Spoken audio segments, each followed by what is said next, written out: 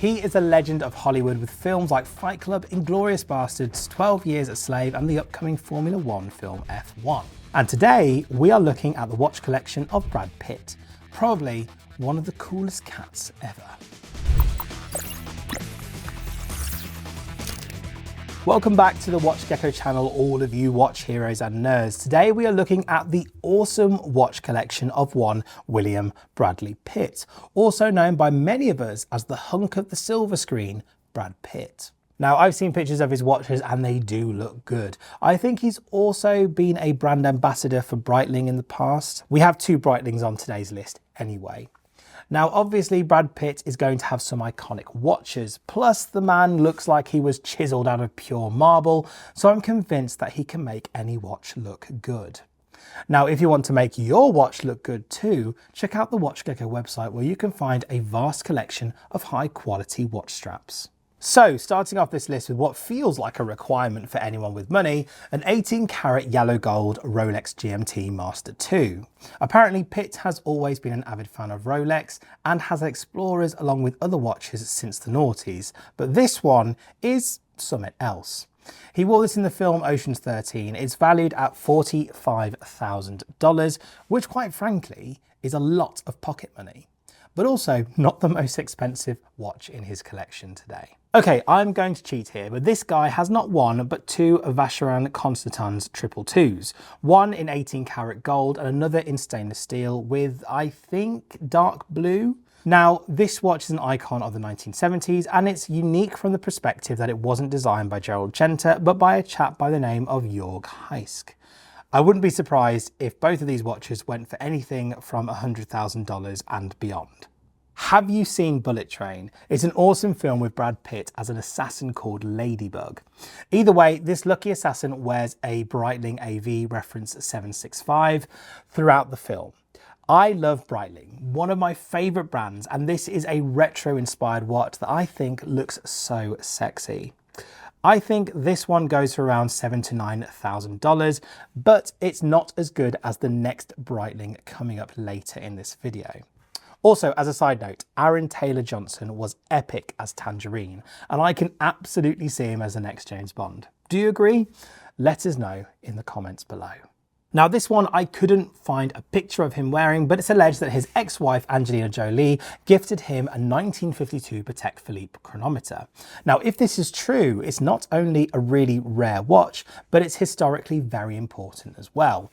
To be honest, I have no idea how much it would be worth. Some outlets have theorized it could go from anywhere between $4 to $6 million. And if that's true, well, it makes it the most expensive watch I'll never lay eyes on. This is the Breitling Premier B01 Chronograph 42 Norton, and it's a beauty of a watch. Brad Pitt, I think, was seen wearing this one at the Grand Prix, but I could have just made that one up in my head, to be honest. This watch is a collaboration between Breitling and Norton Motorcycles, a British motorbike manufacturer. I think this one goes for around $9,000, and I'd love to own it one day. There's no retail price for this one, but here is the Cartier Tank Aguirre. This is the limited edition released in 2006, but obviously thanks to Watches and Wonders, we know this design is now coming back. The classic Cartier Tank is a massively important watch, and it's been an icon for decades on the wrists of important people like Muhammad Ali, Andy Warhol, and Princess Diana.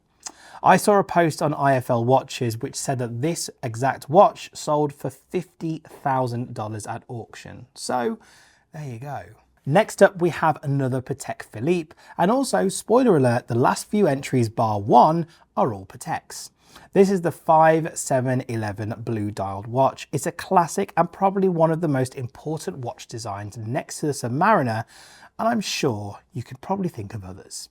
Pretty sure the prices for this one comes in at around $150,000. Next up, we have the Ellipse 3748, a watch worn by Brad in the movie By the Sea. This watch is from the 1970s. This is a blue dial with a white gold case, and according to the IFL website, the Ellipse model started production in the 1970s and ended in 1994. Maybe they should bring it back someday, although I'm not sure how popular the design would be. In terms of price, I've seen some online going for between $9,000 to $15,000, but I have no idea how accurate that is, so don't ever quote me. Okay, so the last Patek Philippe from this legend that is Brad Pitt is the Patek Philippe Complications Annual Calendar 5205R. This moon phase watch with a 24-hour subdial indicator and an annual calendar from the day, date and month at 10, 12 and 2 respectively is a stunning watch. And you can tell Brad has a bit of a Patek Philippe fetish. I have no idea how much this one is worth. $25,000, $50,000, $100,000, $1 million. I just don't know. Finally, last up on the list of Brad Pitt's watches is this, the Rolex Daytona Zenith 16520. This is the white dial with the black outer ring subdials and the stainless steel bezel.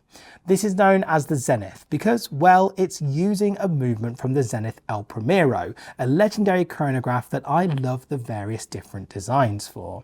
This one is around $30,000. So there you have it, watch nerds, an absolutely gorgeous watch collection that many, including myself, can only dream of having one day. I think we can all agree that Brad Pitt obviously knows his watches. I'll be sure to keep my peepers peeled for his newest film F1 to see what he wears.